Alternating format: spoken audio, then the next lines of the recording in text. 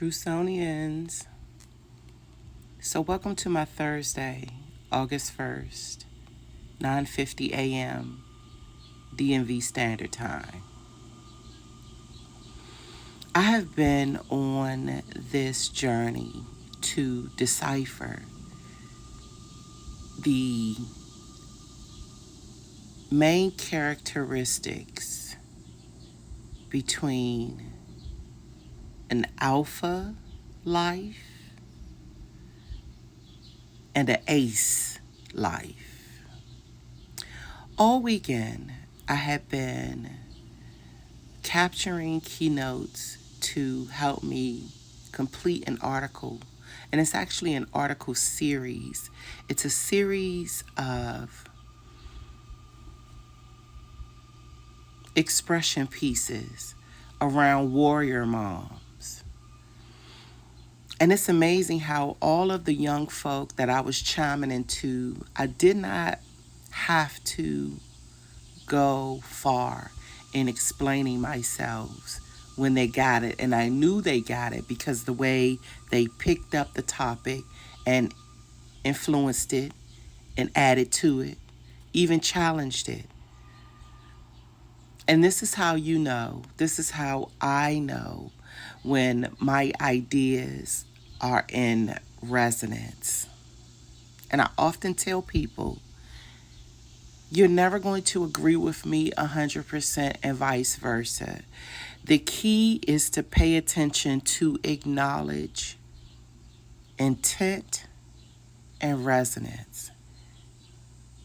That usually is my navigating compass when I'm out here sifting through content and context. Because not only is everything not for me, I am not to fit in with everything, everybody, at every place, in every moment, and every time. It just doesn't work like that. We live in a grid that's also known as a spectrum, that's also known as a matrix, where everything goes. Everything goes. And you don't have to take my word for it. This life in this third dimension has shown you either historically or right smack dab in your face how everything goes. The difference in opinion and points of view is what makes this whole kit and caboodle opposite or similar. Hardly ever is it identical. Even identical twins have differing points of views. So nothing ever is exactly the same, let alone the perceptions of people. This is the main goal in this human experience, is to identify and relate.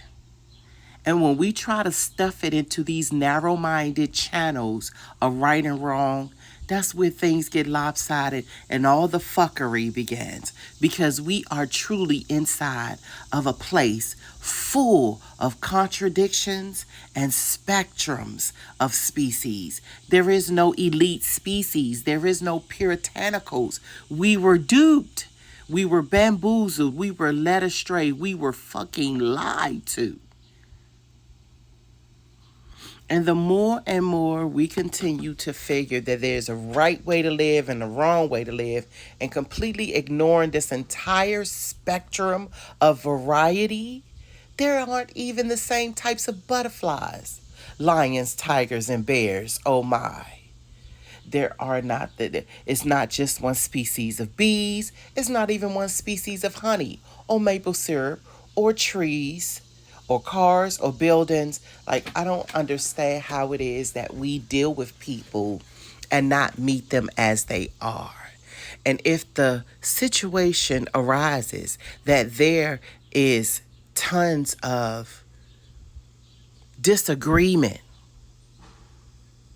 blind spots, or even straight out delusion, but the one that I really seem to be in tune with and in a tone of is these fucking blind spots, and us not giving ourselves or others grace for these blind spots.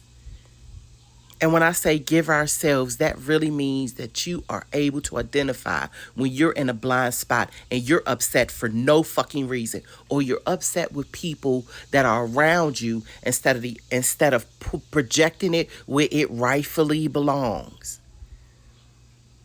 And those that find themselves having to point that out to you, you, or check and balance the vibratory frequencies within a moment to moment basis, there is no right and wrong. It just is.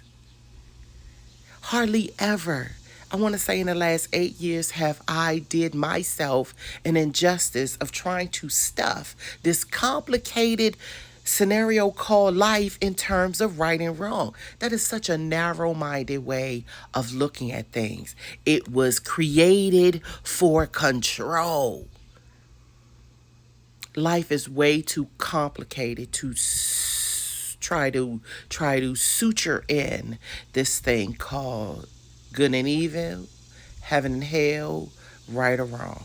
Because it all anytime life tries to get stuffed into those narrow channels, I always want to ask, according to who? It's right or it's wrong according to who? It's good or it's evil according to who? It's up or it's down. It's according to who?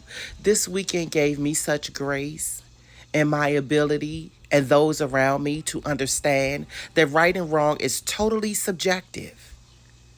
Because what I see is right, you may see is wrong, and vice versa. So the golden key becomes now, how do we relate? If I think I'm right and you wrong, how shall this moment get the greatest bit of relations? And relations is not sex. Please, please get out of the narrow mindedness. And I'm not even the type that's anti sex. I'm for it, but all in proper perspective. There is a time and place and people for everything. And the harmonization of one's ability to relate. And one's ability to relate does not mean 100% agreement or 100% disagreement. It's harmony. And as I've said this weekend, even inside of a symphony, the flute has its time, the bass has its time, the drums has its time, the main soloist has its time.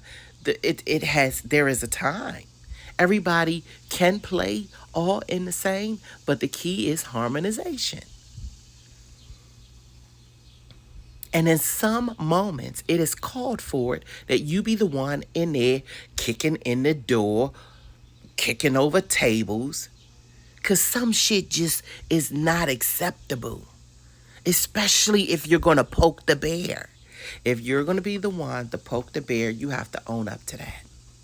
And I say it all of the time, whether we're talking metaphysically or literally or figuratively or astrologically, quantum physically, whatever terms we're speaking in.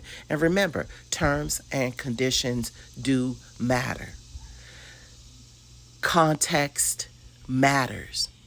Get out of these generalizations. Speak specifically, because that really does matter. Being dismissive and getting caught up in generalizations is what's going to fuck up the ability to relate every single time. And remember, relating does not mean agreement. And the only thing, in my opinion, that differentiates the two is content and context together, like two sides of the same coin.